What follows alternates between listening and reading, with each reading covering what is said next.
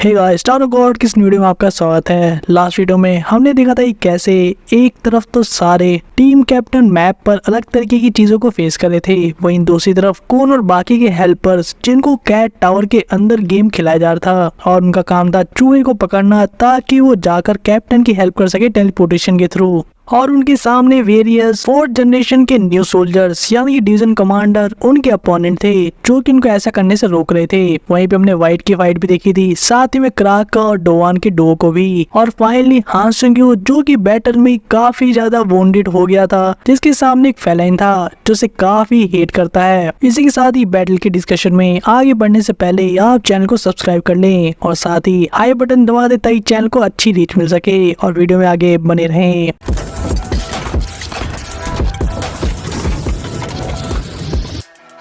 Chapter की starting भी वहीं से होती है जहाँ हमने देखा था कि कैसे फेलाइन ने ट्रांसफॉर्मेशन कर लिया था और आंसू काफी ज्यादा घायल हो चुका था और नीचे गिरा था। जहाँ पे इस टाइम पे फेलाइन को काफी अजीब लग रहा था कि उसने सुना था आज तक कि कैसे हांसू एक बहुत ही रेयर जीनियस है, यहाँ तक कि 10 फैमिलीज में भी उसके जैसे जीनियसेस नहीं है, लेकिन प्रेजेंट में इतने आसानी से उसे हराकर उसे ऐसा फील होता कि जैसे ये सारी चीजें अफवाहों के बारे में जो कि टावर में फैली हुई थी। वही अब हमें इस फेलाइन के पास्ट लाइफ के बारे में भी कुछ चीजें बताई जाती हैं, जैसे कि याशा की आर्मी को ज्वाइन करने से पहले हारात्सा यानी कि ये फेलाइन जो कि लोबिया फैमिली के फेलाइन से बिलोंग नहीं करता था, बल्कि वो एक ऐसी माइनॉरिटी से आता था जिसको रेशेंक्स नाम से जाना जाता है। वही हम देखते हैं कि हाशरा कैसे अपने पहले के टाइम पर जब रैंकर बन के पहली बार अपनी माइनॉरिटी कम्युनिटी में वापस आया था तो सारे लोग काफी ज्यादा खुश थे। और इतना ही नहीं, हमें इस पास्ट फ्लैशबैक में ये भी देखने को मिलता है कि कैसे जो रैशिंग कम्युनिटी थी उनके फेस पर एक पर्टिकुलर मार्क होता है, जहाँ ये मार्क इन्हें दूसरे लोगों से डिफरेंट तो बनाता ही था, लेकिन इसके वजह से दूसरे लोगों में इनको लेकर फियर और काफी दूसरी तरह की हेटफुल व्यूज भी क्रिएट हो गए थे। और इस कम्युनिटी का बैड लक यहीं पे खत्म नहीं हुआ, क्योंकि इनकी स्पेशल मार्क की वजह से बहुत सारे कलेक्टर्स ऐसे भी थे टावर के अंदर जो कि इनको हंट डाउन करते थे, यानी कि इनका शिकार करते थे सिर्फ इस मार्क को एज अ ट्रॉफी रिट्रीव करने के लिए। एंड ऑब्वियसली इन सारी प्रॉब्लम से अपने आप को बचाने के लिए इस कम्युनिटी ने खुद को काफी ज्यादा स्ट्रॉन्ग बनाया, लेकिन साथ ही में खुद को ऐसी जगह पे छुपा लिया जहाँ पे बहुत ज्यादा लोग नहीं थे टावर के एरिया में। लेकिन एक दिन रैशन कम्युनिटी की पूरी लाइफ तब चेंज हो गई जब उनके ऊपर फेलाइन्स ने इन्वेड कर दिया। जहाँ इस फ्लैशबैक में हम देखते भी हैं कि उस फेलाइन की आर्मी को लीड करने वाला पर्सन कोई और नहीं बल्कि लॉर्ड याशा था, और उसने धीरे धीरे करके रैशन की कम्युनिटी के लोगों को एकदम से स्लॉटर करना शुरू कर दिया, क्योंकि उनकी मिलिट्री सुपीरियरिटी बहुत ही खतरनाक थी। और इस ब्रूटल वॉर का एंड रिजल्ट ये निकला कि जितने भी रेशंस बचे थे वो या तो मारे गए थे या फिर उनको प्रिजनर बना लिया गया था। वो इस बैटल के दौरान राजा और साथ ही में जो दूसरे लीडर थे रैशंक्स के, उन सभी रैंकर्स ने इनसे फाइट करने की पूरी कोशिश की, लेकिन इस नंबर में इतने कम थे जिसकी वजह से चाहकर भी कुछ नहीं कर सकते थे। लेकिन हमें ये भी पता लगता है कि कैसे जो याशा था उसने काफ़ी लंबे टाइम से बैटल के अंदर राजा को नोटिस कर लिया था कि कैसे काफ़ी पावरफुल बंदा हो सकता है फ्यूचर में, और इसलिए उसने क्रिटिकल मोमेंट पे उसे एक ऑफर दिया जहाँ पे याशा चाहता था कि राजा यहाँ पे उसके ऑफर में चूज करके एक फेलाइन बन जाए और बदले में वो उसकी कम्युनिटी यानी कि रैक्शन को यहाँ से भागने देगा। जहाँ ऑब्वियसली कोई भी अपनी आइडेंटिटी को ऐसे लूज नहीं करना चाहता, लेकिन जब याशा ने उसकी कम्युनिटी की करंट हालत को दिखाया, यानी कि लोग कैसे मारे जा रहे थे और स्लॉटर किए जा रहे थे और बाकी जो लड़ भी रहे थे वो भी जीत नहीं सकते थे, तो इस केस में यहाँ पे राजा को ऑफर चूज करने के अलावा और कोई ऑप्शन नहीं दिखा था। और इस बैटल को खत्म करने के लिए हमने देखा कैसे राजा एक फेलाइन बन गया, यानी कि उसने उसकी पावर्स को ले लिया, जिसके बाद उसे ऑब्वियसली लॉर्ड याशा की आर्मी को ज्वाइन भी करना पड़ा था और साथ ही अपनी लॉयल्टी को स्वेयर करना पड़ा उसके लिए लड़ने के लिए। और यहाँ में अब राजा की लाइफ के बारे में आगे चीज़ें भी बताई जाती हैं कि कैसे जैसे टाइम बीतता गया उसने दूसरी बैटल्स में लॉर्ड याशा की आर्मी में काफ़ी अच्छा स्टेटस पाया, साथ ही में दवा के पैसा भी कमाया, लेकिन इसके थ्रू उसे एक चीज़ भी करनी पड़ी थी। इन सभी वॉर्स में जिन लोगों को मारता था ब्रूटली, वो भी ठीक वैसी ग्रेस या कम्युनिटीज होती थी जैसे कि रेशंक्स थी। एंड ऑब्वियसली याशा को बुरा काफ़ी लगता था इसके बारे में, लेकिन फिर भी जो पैसा वो कमा रहा था और उसके टैलेंट की वजह से जो स्टेटस उसे आर्मी में मिला था वो चीज़ अनपैरेलल थी उसके लिए। और अपने गिल्ड को कम करने के लिए हम देखते कैसे राजा ने अपने सारे पैसे को यूज़ किया ताकि वो अपने विलेज को वापस रिबिल्ड कर सके, उन विलासशाह के लिए जो कि याश्टा से भाग गए थे। और इतना ही नहीं, जो सारा पैसा और जो चीज़ें वेल्थ यहाँ पे इन्वेस्ट की गई थी राजा के द्वारा अपनी कम्युनिटीज़ के लिए, और उसकी वजह से उनके लोग काफ़ी ज़्यादा प्रॉस्पर किए। एंड ऑब्वियसली ये चीज़ सभी को पता है टावर में कि कोई एडवांस रैंकर आर्मी में अनबिलीवेबली पैसा वाला होता है, यानी कि मोटा पैसा उसके पास हमेशा रहता है किसी भी टाइम पर। और इसी वजह से कम्युनिटी किसी भी रीज़न से जब भी उन्हें किसी चीज़ की ज़रूरत पड़ती थी तो रेस्टेंग्स हमेशा हराचा से जाके पैसे मांगते थे। लेकिन यहीं से अब प्रॉब्लम शुरू होने लगी, जहाँ हम देखते हैं पास्ट मोमेंट में कैसे जैसे जैसे टाइम आगे बढ़ रहा था लोगों की डिमांड और ज़्यादा बढ़ते जा रही थी। कुछ भी चीज़ें होने की वजह से वो लोग सीधे हराचा के पास मांगने के लिए पहुंच जाते थे और हर बार उनकी डिमांड पहले से ज़्यादा होती थी। और क्योंकि हराचा जो कि अपनी कम्युनिटी से काफ़ी प्यार करता था, हमेशा अपनी वेल्थ उनको देता था बिना किसी क्वेश्चन के, लेकिन इसका रिजल्ट काफ़ी बेकार निकला आने वाले टाइम में, जहाँ हमें पता लगता है कैसे जो रेशिंग विलेज के लोग थे वो सभी प्लेजर सीकिंग लेजी पीपल बन गए, यानी को पूरी टाइम बिना कुछ किए भोग विलास के अंदर डूबे रहते थे। क्योंकि उन्हें बैठे बिठाए सारी चीज़ें मिल रही थी हराचा के द्वारा, क्योंकि उन्हें कोई काम करने की ज़रूरत नहीं पड़ती, और जैसे उन्हें कुछ चाहिए होता था वो उसके लिए हराचा को हमेशा मांग करके परेशान करते थे। और एक टाइम ऐसा भी आ गया जहाँ पे हराचा को भी वो पैसे देने में डिफिकल्टी होने लगी, क्योंकि उस तरह की वेल्थ और डिमांड को पूरा करने के लिए उसे और भी ज़्यादा बैटल्स को फाइट करना पड़ रहा था, और रेशन की डिमांड का बर्डन उसके ऊपर बढ़ता ही जा रहा था टाइम के साथ। वही दूसरी तरफ इतने सारे बैटल्स का फाइट करने का भी एक साइड इफेक्ट था जो कि हराचा अपने ऊपर फील कर पा रहा था, यानी कि और भी ज़्यादा फैलाइन बनते जा रहा था नेचर से, ना कि एक रैशिंग। और जब तक उसे ये फैक्ट रियलाइज हुआ वो टाइम काफ़ी ज़्यादा बीत चुका था जहाँ पे वो रिटर्न कर सकता था, यानी कि उसकी बॉडी, माइंड और सारी चीज़ें एक ऐसे पॉइंट पे पहुँच चुकी थी जहाँ से अब कोई वापसी नहीं थी। जहाँ इनिशियली हराचा फेलाइन बनने से अपने आप को रोकना चाहता था, लेकिन सारी डिमांड्स को पूरा करने के लिए उसे फाइट भी करनी पड़ती थी। और इन न्यूमरस ट्रांसफॉर्मेशन यूज़ करने की वजह से एक टाइम ऐसा आ गया जो एक फेलाइन की तरह एक खाने लग गया, बिहेव करने लगा, यहाँ तक कि सोने भी लग गया। उसने अपनी कम्युनिटी यानी कि रैशिंग से मिलना जुलना भी काफ़ी कम कर दिया था। और उसके कुछ टाइम बाद ही एक बहुत ही बड़ा इंसिडेंट होता है रैशिंग के विलेज में, जहाँ पर हमें स्टोरी के थ्रू पता लगता है कि कैसे जब हराचा ने रैशिंग से मिलना जुलना कम कर दिया था, यानी कि ओवैसे उनको पैसा देना भी कम कर दिया था, तो बहुत सारे रैशिंग्स ऐसे थे जिनको लगा कि हराचा अब हमेशा के लिए फेलाइन के साइड हो गया है और उसने अपनी कम्युनिटी से धोखा दे दिया है। और उस समय के जो प्रेजेंट लीडर्स थे रैशिंग्स के, उनमें से एक लीडर ने एक ऐसा प्रपोजल दिया जिसमें उनका प्लान था कि वो याश्रा को जाके हराचा के बारे में भड़काएंगे और उसे बताएंगे कि कैसे वो रैशिंग कितने लंबे समय से मदद करता है पीठ पीछे। और यहाँ पर उनका ऑफर ये था कि याश्रा यहाँ पे रैशिंग के करंट लीडर्स को फेलाइन बना ले और हराचा को रास्ते से हटा दे।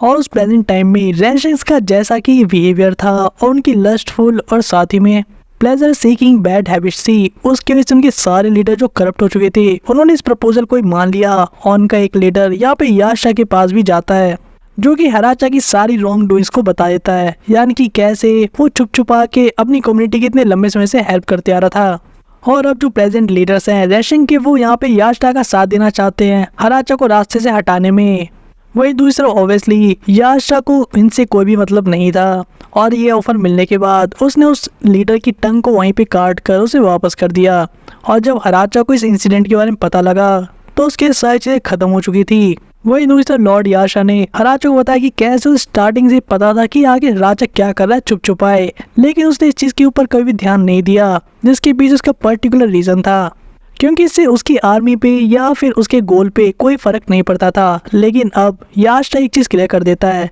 कि अगर हराचा अपनी कम्युनिटी से सारे टाइज नहीं तोड़ता तो इस केस में आने वाले टाइम में वो खुद डेंजर में पड़ सकता है। और फाइनली लॉर्ड याश्रा ने यहाँ पे हराचा को एक ऑफर दिया, वो या तो अपनी जान खुद बता सकता था या फिर सारे रैशंस को अपने हाथों से ख़त्म कर सकता था। लेकिन हमें यह पता लगता है बाद में कि आगे चल के कैसे इस पॉइंट पे हराचा याश्रा से झूठ बोला था और उसने पुराने बैटल में पकड़े हुए कुछ लोगों को ही ड्रेस पहना के और वैसे ही मार्क बना के जैसा कि रैशिंग कम्युनिटी के फेस पर होते हैं, उन्हीं को स्लॉटर करके उसी की पिक्चर याश्रा को भेज दी, उसे डिसीव करने के लिए या ऐसा कहीं धोखे में रखने के लिए, ताकि उसे लगे कि रियलिटी में रैशिंग लोग मारे जा चुके हैं, जबकि ऐसा कुछ हुआ ही नहीं था। वहीं दूसरी तरफ जो रियल रेशिंग कम्युनिटी थी उनके होम टाउन को रातों रात शिफ्ट कर दिया जाता है और हम देखते कि कैसे हराचा के आर्मी के सबऑर्डिनेट्स यानी उसके नीचे के जो ऑफिसर्स थे उनमें से कुछ लॉयल लोग को वो भेज देता है ताकि वो अपनी कम्युनिटी को सेफ रख सके। वहीं दूसरी तरफ हराचा को लग रहा था कि उसने सारी प्रॉब्लम फाइनली सॉल्व कर दी है, रेशिंग कम्युनिटी कहीं शांति से दूसरी जगह जाकर बच जाएगी जहाँ पर फैलाइन उन तक नहीं पहुंचेंगे। वहीं पे उसके कुछ लॉयल सबऑर्डिनेट्स यानी कि फैलाइन उनकी रक्षा भी कर पाएंगे। वहीं दूसरी तरफ हराचा भी शांति से अपनी जिंदगी जी पाएगा। लेकिन जैसे टाइम बीतता है हम देखते हैं कि कैसे वो काफी गलत साबित हुआ था, यानी कि जो उसके सबऑर्डिनेट्स थे यानी कि जो फैलाइन थे उस बोर्ड पे वो सभी और रेशिंग कम्युनिटी के बीच में रिलेशनशिप काफी खराब हो जाता है, क्योंकि जो उस टाइम के जो लीडर्स थे उनको ऐसा लगता था कि जो फैलाइन है जिनको हराचा ने भेजा है उनकी रक्षा करने के लिए, उनको लीड करने के लिए, वो बिल्कुल भी फिट नहीं है एज उनके लीडर और उनके सारे स्पेशल प्रिविलेज को खत्म कर देना चाहते थे। और जैसा भी टिपिकल की सोसाइटी में होता है हम वैसा यहाँ भी होते हुए देखते हैं, यानी कि जो फैलाइन्स थे जो कि पावर की पोजीशंस में थे उनसे जो नॉर्मल रेशिंग कम्युनिटी के मेंबर्स होते हैं वो टाइम के साथ काफ़ी ज़्यादा जलन करने लगते हैं। और इतना नहीं, यहाँ पे काफ़ी ज़्यादा रिवोल्टिंग सिचुएशन क्रिएट हो जाती है जहाँ पे फैलाइन को अपनी कुछ वेल्थ और स्टेटस को भी छोड़ना पड़ता है। लेकिन जैसे टाइम आगे बढ़ता है रेशिंग मेंबर्स इससे भी सेटिस्फाइड नहीं होते और दोनों कम्युनिटीज़ के बीच में दूरी और बढ़ती जाती हैं। वही हराचा को जब ये सारी बातों के बारे में पता लगता है तो उसे काफ़ी अजीब सा लग रहा था और उसे लगता था कि कैसे भी चीज़ें खराब हो सकती हैं और आने वाले टाइम में होता भी ऐसा ही है, यानी कि रेशिंग कम्युनिटी के कुछ मेंबर्स मारे जाते हैं इंसिडेंट्स के अंदर फैलाइन के थ्रू, जिसके बाद तो यहाँ पे पूरी तरह से रिवोल्टिंग सिचुएशन क्रिएट हो जाती है, यानी कि काइंड ऑफ सिविल वॉर। और यहाँ पे रेशिंग कम्युनिटी के मेंबर्स को एक फाइनली जेन्युइन रीजन मिल जाता है जिसके थ्रू फैलाइन को इस शिप से बाहर भगाना चाहते थे। लेकिन यहाँ पे काफ़ी ज़्यादा माफ़ी मांगने के बाद, अपोलोजाइज करने के बाद भी फैलाइन को माफ़ नहीं किया जाता। और यहाँ पर हमें पता लगता है कि हराचा को कैसे अंदर अंदर रीज़न पता है कि आखिर रेशिंग कम्युनिटी ऐसा क्यों बिहेव कर रही है, क्योंकि इसका रीज़न काफ़ी सिंपल था। जो रेशिंग कम्युनिटी के मेंबर थे उनको ये चीज़ पसंद नहीं थी कैसे कोई और रेस यानी कि फैलाइन के पास उनसे ज़्यादा वेल्थ और स्टेटस है।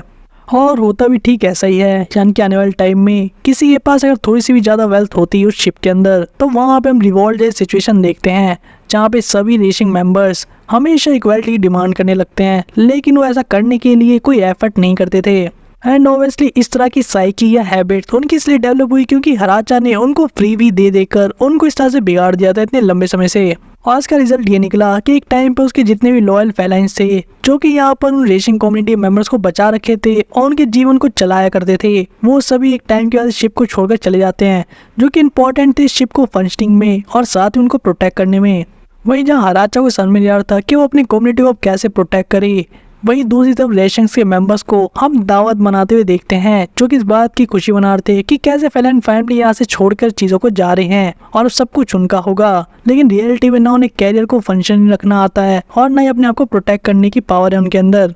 वही दूसरी तरफ हराचा के अंदर हम काफ़ी सारे चेंजेस देखते हैं, यानी कि वो काफ़ी ज़्यादा मैच्योर होता है, उसकी अंडरस्टैंडिंग काफ़ी अच्छी होती है अपनी कम्युनिटी को लेकर। जहाँ जो ओल्ड हराचा था वो अपनी कम्युनिटी को बचाने के लिए मरने के लिए भी रेडी था, लेकिन अब वो यहाँ पे देखता है कि कैसे उनको बचाने के लिए और उनकी डिमांड्स को पूरा करने के लिए उसने लगातार फैलाइन की पावर को यूज किया, जिसकी वजह से वो खुद भी वो नहीं रहा जो कि पहला हुआ करता था। और इस प्रेजेंट टाइम में वो एक ऐसे सिचुएशन में था जहाँ पे उसके एक साइड तो उसकी रेशिंग कम्युनिटी थी और दूसरी तरफ फैलाइन्स थे और उन दोनों मैग्नेट पोल्स के बीच में वो अकेला फंसा हुआ था। और यहाँ पे हराचा इस कंक्लूजन में पहुंचता है कि लॉर्ड यास स्टार्टिंग से सही था और उसे शायद उसकी बात पहले ही सुन लेनी चाहिए थी कि कैसे अगर उन दोनों में से किसी एक साइड को चूज नहीं करता तो ये हेल कभी खत्म नहीं होने वाला उसके लिए। और हम फाइनली उसको एक डिसीजन लेते हुए देखते हैं, जिसके बाद हम उसे अपने क्लॉज को भी बाहर निकालते हुए देखते हैं जो काफी खतरनाक थे और सिंबल थे फैलाइन होने के। और यहाँ फाइनली हम यहाँ पर हराचा को अपनी कम्युनिटी यानी कि रेशिंग कम्युनिटी से फाइनली मुंह मोड़ते हुए देखते हैं, जहाँ पता लगता है कि उसने सभी कम्युनिटी मेंबर्स को स्लॉटर कर दिया है, वो भी अपने हाथों से। जहाँ हम देखते हैं कि हराचा जब उस शिप से बाहर निकल रहा था तो वहाँ पे खून की नदियाँ बह रही थी। और उसके बाद फाइनली हराचा वापस से याशा की आर्मी को ज्वाइन कर लेता है, जहाँ पे हमेशा के लिए फैलाइन बन चुका था अपनी रियल आइडेंटिटी को पीछे छोड़कर। और उसके पास को याद दिलाने के लिए उसके पास सबसे भी एक स्कार था जो उसके फेस पर बना हुआ था। और यहाँ पर फाइनली यहाँ पे पूरी की पूरी स्टोरी इस फैलाइन की हमें बता दी जाती है। वहीं प्रेजेंट में हम वापस देखते हैं कि कैसे जो हां सुंग यू था वो सिर्फ वोंडेड और बेहोश होने की एक्टिंग कर रहा था, और यहाँ पर एक्चुअल में तो उसने एक अटैक रेडी कर रखा था, जहाँ पे एंड मोमेंट पर एक एसिड अटैक सीधे उसके पीछे गैदर होके एक ही स्पॉट पर उसके ऊपर आ जाता है, जहाँ हराचा इस अटैक को रोकने की काफी कोशिश करता है और अपनी स्पीड का भी यूज करता है, लेकिन फिर भी उसे टैकल नहीं कर पाता और उसे समझ में नहीं आता कि भला इतने कंसंट्रेटेड एसिड को हां सेंग-यू ने एक स्पॉट पर कैसे ले आया। वही दूसरी तरफ हां सेंग-यू एक फॉलो अप अटैक के लिए रेडी होता है, जहाँ वो कहता है कि आखिर क्या हो गया, तुम तो एक डिवीजन कमांडर हो ज़ात की आर्मी में, क्या तो एक छोटे से अटैक से डर गए, या फिर इसका रीजन ये है कि तुम अपने आप को डिफेंड ही नहीं कर सकते इस एसिड के फ्लो के ऊपर, क्योंकि तुम काफी छोटे और लाइट हो। जब इस बात को सुनते ही हराचा यानी कि फेलाइन काफी सरप्राइज हो जाता है और अब रिवील होता है कि कैसे हां सेंग-यू ने ये चीज समझ ली थी उसे ऑब्जर्व करके कि रियलिटी में वो काफी फास्ट है, इस वजह से रोक ना पाना कोई रीजन नहीं था, बल्कि जो फेलाइन था उसकी पावर ये थी कि वो अटैक करते वक्त अपने आप को छोटा कर लेता था और उसकी हाइट ही नहीं बल्कि उसका जो वेट था वो भी इंस्टेंटली जीरो काफी क्लोज पड़ जाता था, जिसकी वजह से हां सेंग-यू के सारे अटैक उसके ऊपर नहीं लगते थे और यही चीज उसकी स्पीड को भी बढ़ा रही थी काफी ज्यादा। एंड ऑब्वियसली हां सेंग-यू ये चीज इसलिए समझ पाया क्योंकि उसने इस तरह की पास के बारे में सुन रखा था, लेकिन उसने देखा नहीं था और वो भी काफी सरप्राइज ये चीज देखने के बाद। वहीं भी हम राजा को वापस एक अटैक करते हुए देखते हैं हां सेंग-यू पे, लेकिन ऑब्वियसली इस बार यहाँ पे हां सेंग-यू से काफी इजीली ब्लॉक कर लेता है और बताता है कि उसे स्टार्टिंग से ये चीज लगी थी कि अगर कोई हाई रैंकर उसे इतने सारे अटैक दे सकता है इतने क्लोज रेंज से, तो भला अभी तक जिंदा कैसे है। लेकिन इस प्रेजेंट केस में उसका जो अपोनेंट था वो अपने आप को काफी कंप्रेस कर रहा था, जिसके उसकी अटैक पावर और डिफेंस दोनों वीक हो जाते हैं और ये एक टावर का रोल है जो कि अब नॉर्मल एबिलिटीज को एक तरीके का रिस्क भी देता है बैलेंस में रखने के लिए, जहाँ पे फेलाइन फाइनली इन सारी चीजों को मान लेता है। लेकिन इसके साथ हम एक कॉन्फिडेंट वाला कमेंट भी देखते हैं जहाँ पे हराचा का कहना था कि चाहे यहाँ पे हां सेंग-यू कुछ भी कर ले और उसका सीक्रेट ही क्यों ना समझ गया हो, लेकिन फिर भी ना ही उसे अटैक कर सकता है और ना ही खुद को डिफेंड कर सकता है उसके अटैक के थ्रू, और यहाँ पे अगर वो एसिड से उसके ऊपर अटैक करेगा तो इस केस में हराचा अपनी स्पीड का यूज करके बच सकता है। तो यहाँ पे फाइनली विनर वही होगा इस बैटल का। लेकिन वही अपोजिटली हम हां सेंग-यू को स्माइल करते हुए देखते हैं जो कि समझाता है अपने अपोनेंट को कि कैसे जिस मोमेंट में उसने सीक्रेट को फिगर आउट किया उसी समय वो जीत चुका था, क्योंकि वो सारे एसिड को ऐसे स्पॉट पे कवर करेगा जिसकी वजह से यहाँ पे फेलाइन बच के जा ही नहीं सकता, और हम ऐसा होते हुए देखते भी हैं। और यहाँ पर हां सेंग-यू एक्सप्लेन करता है कि सेंशु की काफी यूनिक कैपेबिलिटी है, यानी कि इसका नाम है ब्लैक होल, जो सारी चीजों को अपनी तरफ खींचता है चाहे वो कुछ भी हो। जब हम ऐसा होते हुए देखते भी हैं कि सारा एसिड एक ही पॉइंट पर खींचा चला जाता बिल्कुल इसी ब्लैक होल की तरह। वहीं पे इसका एक डाउन साइड भी था जिसे हां सेंग-यू एक्सप्लेन करता है कि उसके साइज को और इसकी पावर को कंट्रोल नहीं कर सकता एक बार एक्टिवेट हो जाए अगर। लेकिन ऑब्वियसली जिस तरह के टेरेन में यानी कि एरिया में इनका बैटल चल रहा है वो काफी छोटा है, और इस केस में ये चीज एडवांटेज देती है हां सेंग-यू के इस टेक्निक को, क्योंकि इस प्रेजेंट मोमेंट में जो हराचा था उसकी बॉडी काफी ज्यादा लाइट थी और वो एसिड पार्टिकल से भी ज्यादा हल्का था। तो इसका सिर्फ यही मतलब है कि वो भी ब्लैक होल में एसिड के साथ ही खींचा चला जाएगा। एंड ऑब्वियसली होता भी बिल्कुल ऐसा ही है, जहाँ पे हराचा काफी कोशिश करता अपने बीस्टिफिकेशन से बाहर आने का, लेकिन जैसे ही उसने खुद ने एक्सप्लेन किया था पहले कि वो अपने बीस्टिफिकेशन को कंट्रोल नहीं कर सकता, और एक बार अगर उसने ये रूप ले लिया तो ट्रांसफॉर्म होने के बाद से वापस से नॉर्मल होने में काफी टाइम लगता है। वही हराचा अपने आप को अभी तो ब्लॉक कर रहा था एसिड से, लेकिन सारी एसिड एक ही तरफ आने की वजह से ऐसा करते रहना उसके लिए पॉसिबल नहीं था, और इसलिए वो यहाँ पे हां सेंग-यू से पूछता है कि आखिर तुम इस तरह के सेंशु को कब तक कंट्रोल कर सकते हो, जहाँ पे हां सेंग-यू एक स्माइल कर कहता है कि वो एक मैन ऑफ मैनी सीक्रेट है। लेकिन यहाँ पे हराचा का मेन पॉइंट ये था कि अगर सारी एसिड एक ही जगह पर आ जाती है तो इस केस में एक तरीका सुसाइड होगा, क्योंकि यहाँ पे हां सेंग-यू भी बच के नहीं जा सकता। लेकिन सरप्राइजिंगली हां सेंग-यू रिवील करता है कि कैसे उसके पास पहले से एस्केप प्लान है, और हम देखते हैं उस चूहे को बाहर से आते हुए, जिसको एक तरीके की बबल के अंदर हां सेंग-यू ने छुपा के रखा था इतने देर से। अगर आपको याद हो तो इनकी बैटल की स्टार्टिंग में ही इस चूहे को हां सेंग-यू एसिड के अंदर फेंक देता है, और रियलिटी में उसने बबल के थ्रू इस चूहे को बचा रखा था और छुपा रखा था इतने मूवमेंट से। और यहाँ ये रिवील होने के साथ ही अब यहाँ पर फेलाइन अपना दिमाग खो देता है, क्योंकि गुस्से से अब समझ में आता है कैसे हां सेंग-यू बैटल के स्टार्ट से ही उसके साथ एक तरीके से खेल रहा था। एंड ऑब्वियसली इसके जवाब में हम हां सेंग-यू को ही कहते हुए देखते हैं कि सही में वो एक कॉन आर्टिस्ट है, यानी कि जो दूसरे लोग को ठग लेता है। और इतना ही नहीं, वो अपने आप को जो आरोप लगाया गया था हिपोक्रेट होने का उसको भी मान लेता है, ये कहते हुए कि मैं हिपोक्रेट इसलिए हूँ क्योंकि मैं अच्छे होने का प्रिटेंड करता हूँ, जबकि रियलिटी में जहाज के द्वारा बनाए गए इस टावर के वर्ल्ड को पूरी तरह से तोड़ के रख देना चाहता हूँ। और इतना ही नहीं, हां सेंग-यू अब ये रीजन ही बताता है कि आखिर वो वीक लोगों की मदद क्यों करता है, क्योंकि रियलिटी वो चाहता है कि उनको एनकरेज करे जहाज को डिसलाइक करने के लिए, और वो एक टाइम पर अपनी स्वॉर्ड जहाज के खिलाफ कर दे। और इतना ही नहीं, यहाँ पे हां सेंग-यू ये चीज भी कहता है कि कैसे वो किसी वीक की इसलिए मदद नहीं करता क्योंकि उसे उसके ऊपर दया आती है, बल्कि वो कंडीशन के साथ उनके साथ हेल्प करता है, उन्हीं लोगों की जो कि फ्यूचर में उसके लिए हेल्पफुल हो सकते हैं, और साथ ही में जो लोग उसके किसी काम के नहीं है वो उनकी मदद भी नहीं करता बिल्कुल। एंड ऑब्वियसली इस पॉइंट पे फैलन एसिड से पूरी तरह से पिघल रहा था, ये ऐसा का मेल्ट होकर रोस्ट हो रहा था। वही दूसरी तरफ हां सेंग्यू जाने से पहले बस यही चीज कहता है कि कैसे उसे कोई आइडिया नहीं है कि आखिर हां सेंग्यू रियलिटी में क्या चीज है, और आखिर उसने डिफीट करने के लिए ज़ात को इस सारी चीज शुरू हुई क्योंकि जहाँ हराचा मरने से पहले एक चीज पूछना चाहता था हां सेंग्यू से कि आखिर वो रियलिटी में कौन है जिसके अंदर इतना गोदा ये चीजें करने का। जहाँ पे हां सेंग्यू फाइनली बस यही कहता है कि बस वो इतना बता सकता है कि वो पर्सन है जो डिस्ट्रॉय करना चाहता है 10 ग्रेट फैमिलीज के लीडर को और किंग ज़ात को, क्योंकि उन्होंने मोरालिटी और लॉलेसनेस से अपने वर्ल्ड बिल्ड किया है इस टावर के अंदर, जहाँ पे उन्होंने मोरालिटी से तो मुंह मोड़ लिया और पूरे टावर के अंदर लॉलेसनेस को बने रहने दिया। वही जहाँ पे हां से वो यहाँ से टेलीपोर्ट हो जाता है, वही दूसरे हम देखते हैं हराचा को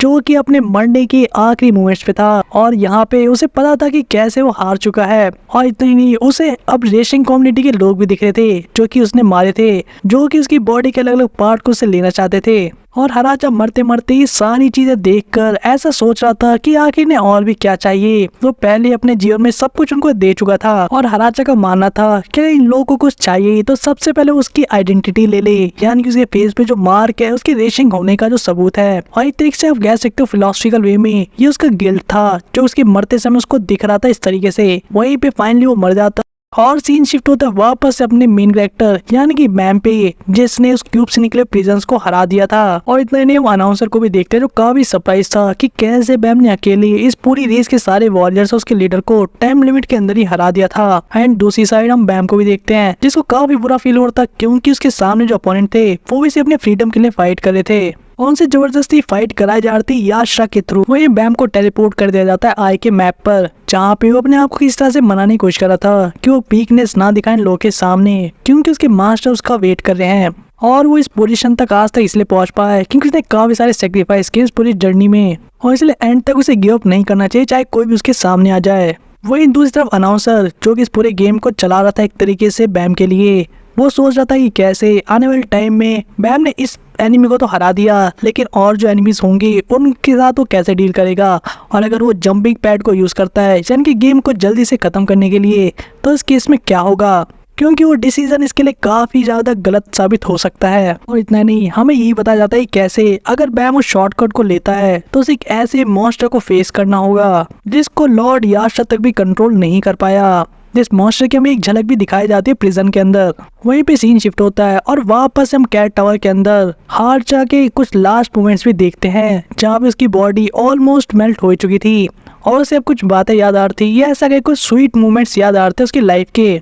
और इस मोमेंट हम देखते हैं कि कैसे जो काफी सारे रेसिंग के मेंबर्स थे वो यहाँ पे हार्चा को रुकने के लिए कह रहे थे, यानी कि वो और ज्यादा बैटल ना लड़े और अपने आप को हर्ट ना करे, क्योंकि उनके पास अब प्लेंटी था, यानी कि काफी अमाउंट में चीजें थी सरवाइव करने के लिए। और वो हराचा को ऐसे अकेले काम करते हुए नहीं देख सकते थे क्योंकि उसकी बॉडी और माइंड में काफी सारे चेंजेस भी हो रहे थे इन बैटल्स की वजह से। लेकिन यहाँ पर हराचा ने उन लोगों को ये चीज कह के टाल दिया कि कैसे टावर के अंदर और भी काफी सारे ऐसे रेसिस हैं जो उनसे काफी ज्यादा स्ट्रॉन्ग और पैसे वाली हैं, और ऐसा सिर्फ फैलेंसी नहीं है जो उनके दुश्मन है, और इसलिए उनको और पैसे और पावर की जरूरत होगी ताकि वो ट्रूली इंडिपेंडेंट बन सके। और इतना ही नहीं, हराचा यहाँ पे उन सभी रेसिंग के मेंबर से कहता है कि कैसे वो हमेशा ऐसे आगे बढ़ता रहेगा स्ट्रॉन्ग बनने के लिए, अपनी कम्युनिटी को और ज़्यादा पैसे वाला और स्ट्रॉन्ग बनाने के लिए, और उनसे लोगों को और भी ज़्यादा की डिमांड करनी चाहिए, और उनको अगर कुछ भी चाहिए तो हराचा को बता सकते हैं बिना किसी झिझक के, चाहे वो जरूरत पैसे की हो या फिर खाने की या किसी भी चीज़ की, क्योंकि वो आगे चलकर अपनी रेस को सबसे वेल्दी और पावरफुल बनाना चाहता था कि कोई भी उन्हें नीची नज़रों से ना देखे, और चाहे इस प्रोसेस में सदियां बीत जाए या फिर हजारों वर्ष भी। जब प्रेजेंट में फाइनली राजा का जो मार्क था उसके फेस पर, यानी उसकी रियल आइडेंटिटी को जो चीज शो करती थी, हम उसको भी खत्म होते हुए देखते हैं, जहाँ पे वो चाहता था क्या फाइनली ये सब उसका जो बचा कुचा है वो भी ले ले। और जैसे जैसे मार्क खत्म होते जा रहा था, यानी कि मेल्ट हो रहा था, वैसे वैसे ही हराजा की लाइफ भी खत्म हो रही थी। और अपने लाइफ के कुछ लास्ट के मोमेंट्स के अंदर उसके माइंड में सिर्फ यही बात आई कि आखिर उसने ऐसे कमजोर लोगों की हेल्प क्यों की जिनका कोई एम्बिशन नहीं था, क्योंकि उन्हें बहुत प्यार करता था, क्योंकि वही उसके रियल लोग थे,